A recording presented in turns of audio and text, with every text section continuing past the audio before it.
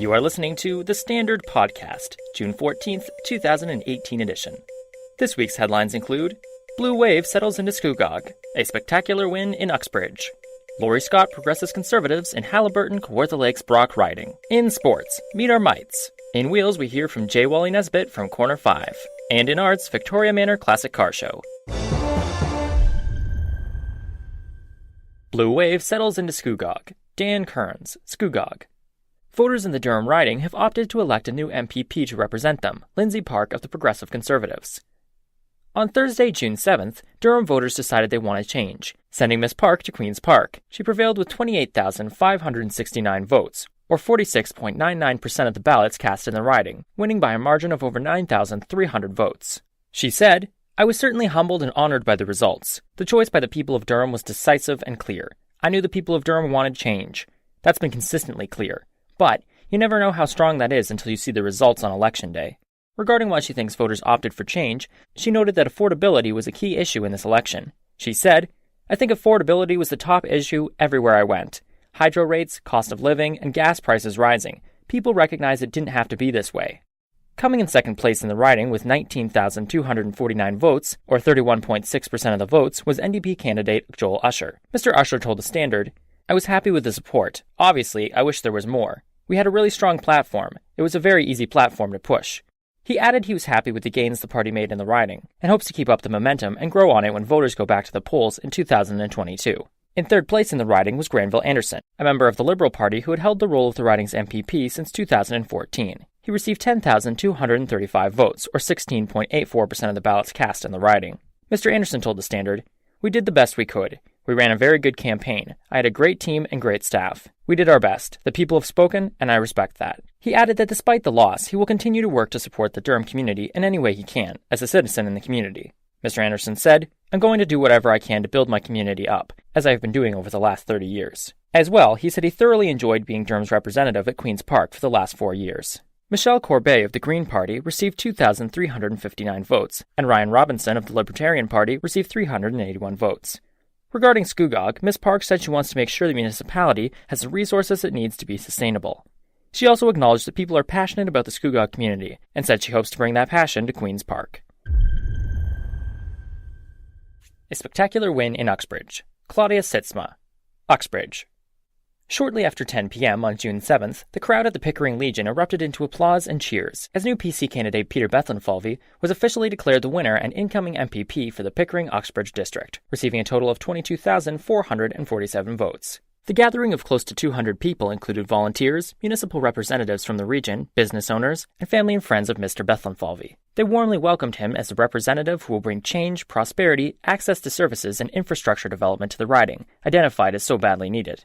Entrepreneur Manny Shankar explained, "I employ 250 people, but under the Liberal government, it would have been impossible for me to grow my business and create new jobs. Our community lacked policies for organic growth, but now I feel I have the opportunity to create at least 25 to 30 more jobs in this community per year. I've never volunteered for a political party before, but I could see that under the Liberal Party's rules, I would have great limitations. I am very happy about this win tonight." Economic growth for Ontario was the overriding theme in the PC Party's platform this election season. Mr. Bethlenfalvy's extensive experience and background as a leader in a number of capacities within the financial sector gives people confidence he can effectively administer the vision of his party. Gary Strange, past president of the Ajax Pickering Board of Trade, stated, "Pickering is a gateway to the Durham region, but has become the Bermuda Triangle of the GTA by falling on the wrong side of the priority lists consistently. Growth has stagnated, and this community has been ignored far too long. With Peter at Queen's Park, I am confident that he can facilitate the attraction of larger companies to the region. He can finally resolve the airport issue and address the hydro and nuclear issues. Peter has a Wall Street background and can attract foreign investment. This is our time to grow and become a stronger community." What will Peter Bethlenfalvy's win mean for the hard-working residents and farmers of Uxbridge Township? "This is so spectacular," declared Pat Malloy, mayor of Uxbridge Township.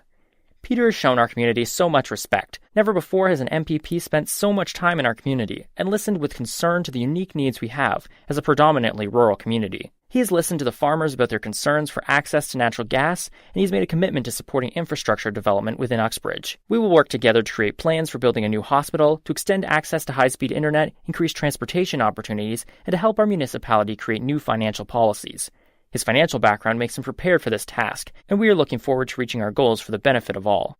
It appears that Mr. Bethlen-Falvey has earned a strong vote of confidence, as demonstrated by the over 400 committed volunteers campaigning with him for 2 years, who stood with him as he knocked on over 30,000 doors to speak with residents directly and hear their concerns. The Standard had the chance to speak with Mr. Bethlen-Falvey and asked him if he had a message for the people of Uxbridge Township.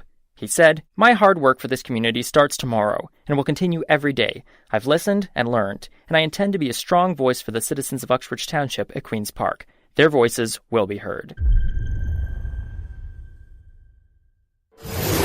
Look, up in the sky. It's a bird! It's a plane. No, it's the Standard! It's what? It's the Standard newspaper serving Durham Region and the city of Kawartha Lakes. For all your local stories and much more, pick up the Standard today. Call 905-985-6985 or visit www.thestandardnewspaper.ca. Read it today.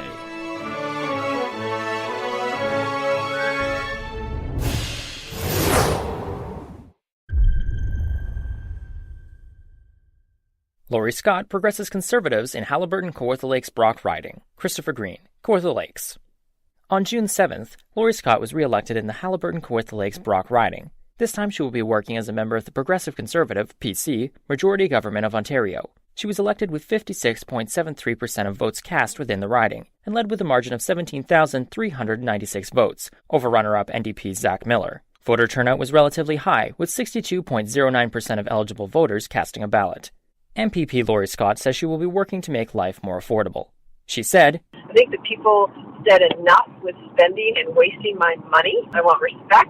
You've made my life harder over 15 years, and it's time to take the province back." So that's just helping people personally, helping businesses, and then we need to be competitive as a province for people to do business in. I'm very enthusiastic about the majority PC government. I am trying to work actually with Laurie Scott, said Jean Balfour, the Libertarian candidate for the same riding. "I have a Libertarian idea I'm hoping she will take to Premier-designate Doug Ford and drive that up to their chain, and hopefully put a new bill in place." When asked if she would work with the Libertarians and other small parties, Ms. Scott answered, "Good ideas that they want to share that fit what we're moving forward on, absolutely." The other candidates within the riding were unable to be reached by press time. The Liberal Party had very low support locally, receiving less than 10% of the votes cast. The party failed to garner the 8 seats needed to maintain party status in the legislature. According to Ms. Scott, this will significantly limit the Liberals' ability to affect things at Queen's Park. Well, it means a lot of differences. For funding for them, for research, for the ability to ask questions in the legislature, they won't be in a normal rotation, right? They're going to have to rebuild from the ground up with that. I mean, I don't know if they've ever been in a position, certainly not in the last 6 decades, that they didn't have party status. So this is going to be a big thing for them to overcome. Ms. Scott commented on the other candidates who ran in the election. I commend anyone for putting their name out for public office. It's not an easy thing to do. You're open to criticism, and it's an enormous amount of work.